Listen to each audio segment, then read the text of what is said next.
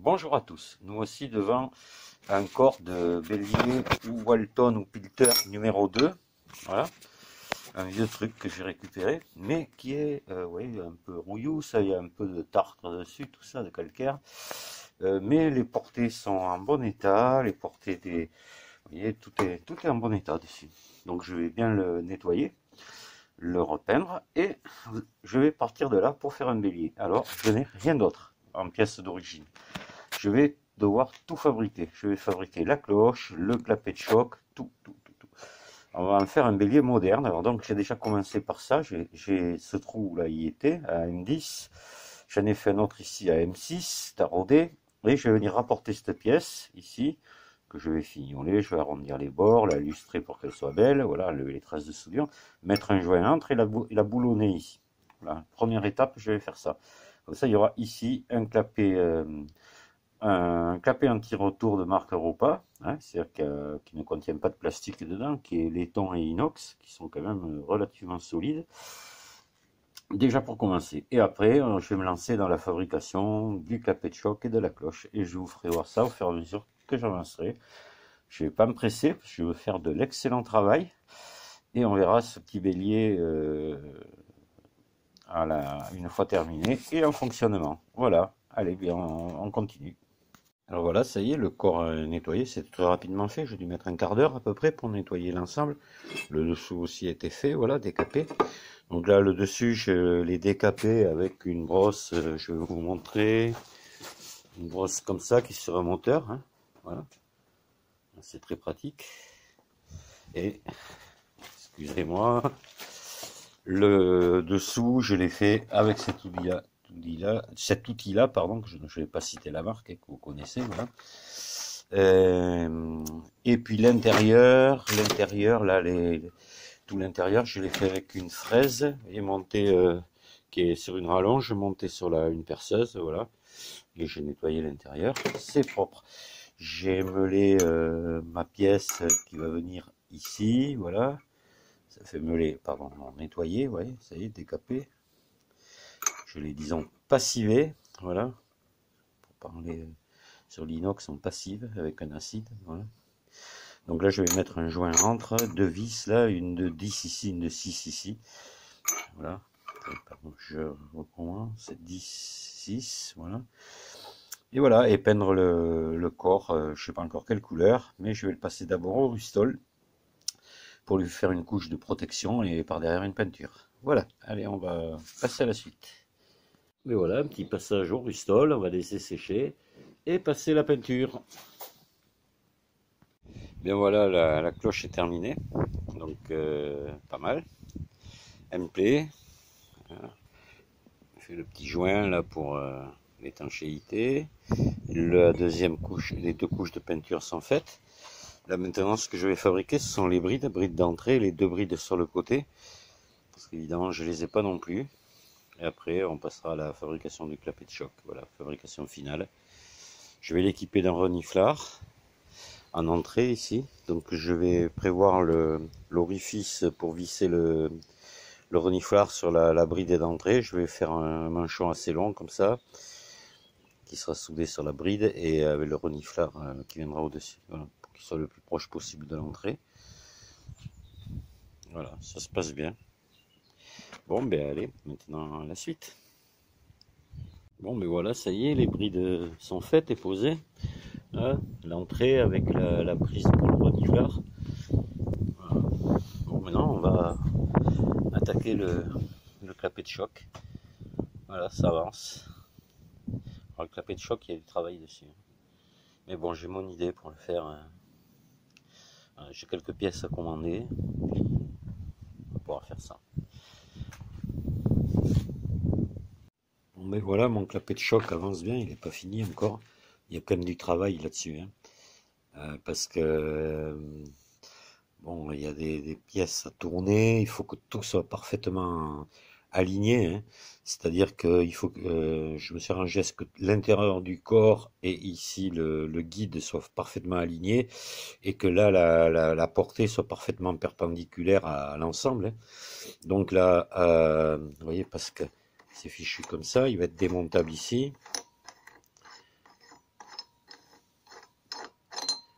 Hein, ça sera beaucoup plus pratique, voilà. Et ça va être la portée. Donc là, à la fin, après, il me reste le filetage à faire ici. Quand tout va être percer le centre ici, faire un alésage à 12. Ici, un alésage à 22. Et une fois que tout ça c'est fait, je le prends ici autour et je vais venir dresser ma face ici, parfaitement faire un miroir pour que le joint porte parfaitement. Enfin, c'est même pas un joint, ça va être du PA12 et carrément. Donc voilà, ça supportera pas le moindre dixième de, de fausse équerre ou de mauvaise portée, quoi. Voilà, donc c'est pour ça qu'il faut que tout soit parfaitement aligné sur le tour, quoi. Voilà, bon, déjà ça se passe très très bien. Je vais maintenant continuer, voilà, puis on va voir la suite. Le clapet, il sera pas mal, comme ça démontable par en haut, là. Beaucoup plus facile pour la maintenance, le jour où il faut rectifier la portée ou remplacer le PA12, ça sera extrêmement facile à faire. Voilà. Voilà, bon, je viens de fabriquer le batteur. Voilà, vous voyez, avec un donc rond PA12 qui fera l'étanchéité, donc plastique dur, hein, pas souple. Hein. Voilà. Voilà le batteur, comment il est. Et la forme d'hélice pour qu'il tourne légèrement lorsque ça monte. Voilà. Fileter des deux bouts. Là, je vais sûrement fileter plus loin quand j'aurai terminé le clapet parce que je ne sais pas encore la dimension. Hein. Je pense que c'est beaucoup. On va être plus court. Hein. Ça sera à peu près par là. Voilà. Voilà comment je fais un batteur pour donc un clapet de numéro 2. Voilà. Pour les plus gros, après je perce des trous tout le tour. Mais là, il n'y a pas assez de place. Je fais ce système-là, voilà. Ça doit être très bon aussi. Il n'y a pas de raison, vous voyez, c'est quand même épais. Hein. Il y a de l'épaisseur, le joint il fait 6 mm d'épais. Voilà. 7 même, 7 d'épais. L'inox il fait 8. Il faut que ce soit solide. Hein. Et là j'ai mis une tige de 8. Voilà. J'étais parti pour mettre du 10 et puis après je me suis dit ça va peut-être freiner un peu le passage de l'eau au milieu, je préférais mettre du 8. Voilà, ça tiendra. Hein. C'est quand même un tout petit bélier. Voilà. Allez, maintenant on va continuer. Là il me manque juste une bricole. Parce que là je vais mettre un filetage rapporté dessus. Parce que je peux pas fileter avec mon tour malheureusement. Donc je vais mettre un filetage rapporté. Vous verrez, je vais le commander. Donc d'ici une semaine je l'aurai. Là je vais être plus arrêté sur la fabrication. Parce que là je suis au bout. Là, tant que j'ai pas le filetage, je peux pas continuer. Puisqu'il me manque plus que ça. Percer au centre. Puis voilà quoi. Voilà.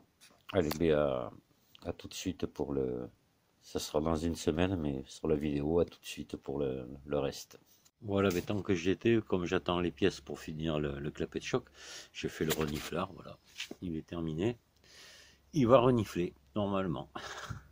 Ouais, ça marche bien ces trucs. J'étais sceptique là-dessus, moi non, ça fonctionne. Hein.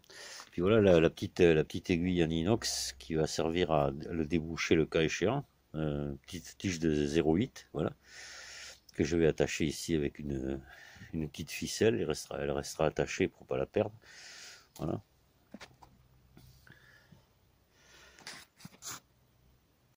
Voilà, donc ça y est, le clapet, j'ai reçu mon filet rapporté, vous voyez, que j'ai rajouté dessus. Je l'ai tenu, donc je l'ai enfilé pile en forçant légèrement dedans. Je lui ai mis deux petits points de soudure ici pour le bloquer. Lui, il prend aucun effort. Hein. Deux petits cordons. Hein. Et puis, je l'ai bagué avec du polymère, vous voyez, des deux côtés. Je sais pas si on le voit. Voilà. Palier polymère ici et là. Ce qui fait que maintenant, ma tige de battement glisse parfaitement dedans. Voilà, je vais faire la partie réglage ici. Maintenant, avec un tube dessus. Et puis, le clapet va être terminé. Hein. Pour bientôt essayer ce petit bélier. Voilà. On va voir la suite. Et voilà, ça y est, le clapet de choc est terminé. Voilà. Je viens de le tester, il ferme parfaitement. Je l'ai testé avec de l'eau. Voilà, donc le système de réglage ici, avec le contre-écrou là. Évidemment, on touche. Là, je mettrai peut-être des écrous plus gros ici, des masses plus grandes quand même. Je vais voir. Ça me paraît un peu léger, mais sinon, bon, ça devrait fonctionner du premier coup. Normalement, quand un clapet ferme bien, et bien un bélier démarre du premier coup, voilà, sans problème. Donc maintenant, je vais aller acheter le clapet anti-retour de cloche que j'ai pas, clapet Europa, et je le monte et on passe aux essais. Voilà. Bon, ben voilà, avant les essais, quand même, j'ai mis un clapet Europa, voilà, je viens d'aller en chercher un. Donc là, j'insiste bien, si vous faites des béliers comme ça, mettez au moins de l'Europa dedans, quoi, parce que tous les autres clapets York, là, les intérieurs en plastique et tout, ça va marcher, mais pas longtemps, hein. Déjà rien que cela, Monsieur Walton me disait que les Europa, sur les fortes chutes, ben, ils tiennent pas non plus, hein. Donc, vous voyez, là, si vous avez des chutes de, je sais pas moi, 2-3 mètres, jusqu'à 2-3 mètres, ça va. Enfin, moi, j'ai des béliers qui tournent avec 5 mètres de chute. Pour l'instant, les clapets Europa ont l'air de tenir. Mais sachant qu'on peut aller beaucoup plus haut, notamment avec les béliers Walton, hein, qui sont donnés pour 80 mètres de hauteur de refoulement, ben, là, ça tient pas. Voilà. Donc là, je vais sûrement m'y mettre, essayer de trouver quelque chose, de passer par de la fabrication maison pour faire des clapets anti-retour. J'ai mon idée, mais voilà, il faut que je mette ça en œuvre et faire des essais. Voilà, mais bon, celui-ci, on va le monter avec un clapet Europa, c'est déjà pas mal. Allez, je remonte tout et je vous retrouve maintenant sur mon banc d'essai, entre guillemets, quoi, sur ma fausse source, pour essayer ce petit bélier. Bon, mais voilà, ça y est, notre petit bélier, il fonctionne, hein. Je viens de le lancer, donc pas de surprise, hein.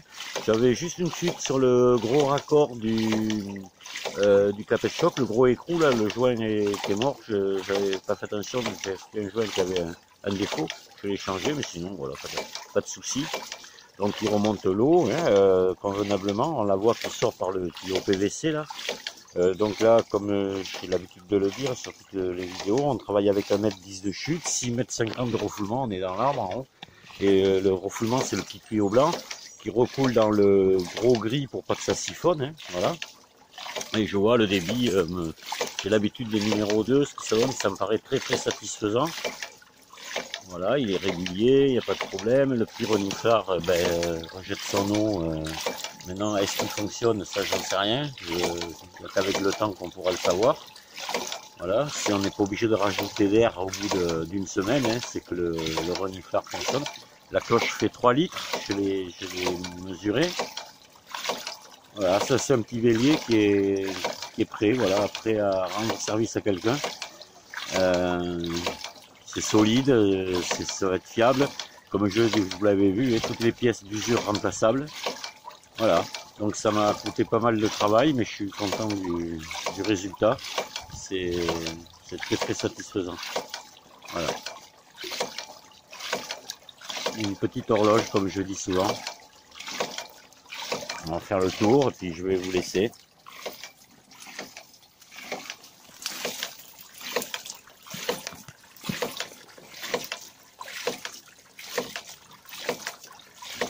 Voilà, il m'envoie de l'eau partout.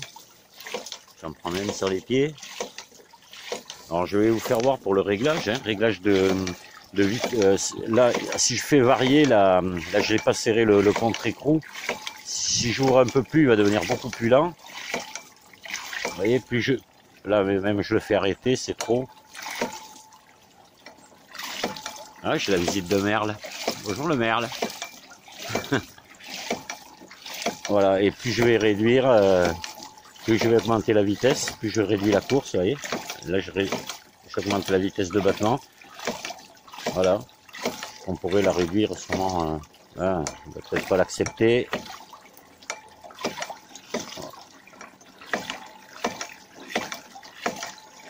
Voilà.